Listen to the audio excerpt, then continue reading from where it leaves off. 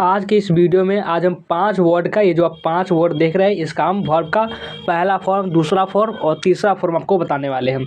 और साथ ही साथ इन जो वर्ड आप देख रहे हैं इसका आपका अर्थ भी बताने वाले हैं। चलिए शुरू करते हैं। सबसे पहला वर्ड है बाई। बाई का जो हिंदी अर्थ होता है वो होता है खरीदना, यानी जब कोई चीज़ आप खरीदते हैं उसको तो उसे बोलते हैं बाई करना। और इसका जो सेकंड फॉर्म होता है वर्ब का दूसरा रूप जो होता है वो होता है बाउट। इसे हम बोलते हैं, दूसरा रूप को बाउट बोलते हैं। और तीसरा रूप होता है, ये भी आपका बाउट ही होता है, यानी सेम ही होता है। ये आपको बहुत ज़्यादा काम होता है। आपको जब भी कुछ आपका सेंटेंस बनाते हैं या फिर आप इंग्लिश स्पीकिंग भी सीख रहे होते हैं तो ये आपका बहुत हेल्प करता है। दूसरा जो आपका वर्ड है वो है आपका है कि बिल्ड। ब्यूल, ब्यूल का जो हिंदी मतलब होता है बांधना। ब्यूल का हिंदी मतलब बांधना होता है, इसका ब्यूल्ट होता है। और ये भी ब्यूल्ट, यानी कि वर्ब का दूसरा फॉर्म और तीसरा फॉर्म एकदम सेम सेम ही होता है। और जो तीसरा जो आपका वर्ड है वो है बर्न। तीसरा वर्ड क्या है? तीसरा वर्ड है बर्न, जिसका हिंदी अर्थ होता है जलना।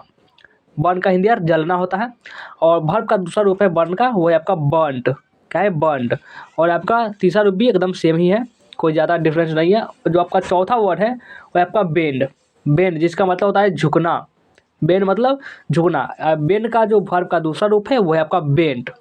और तीसरा रूप भी बेंड। और चौथा देखिए, चौथा हुआ था ब्रिंग। ब्रिंग का जो आपका दूसरा, इसका हिंदी मतलब होता है ब्रिंग का, होता है लाना। और वर्ब का दूसरा रूप होता है आपका ये ब्रिंग का ब्रॉड। और ये भी आपका ब्रॉड, दोनों सेम ही है।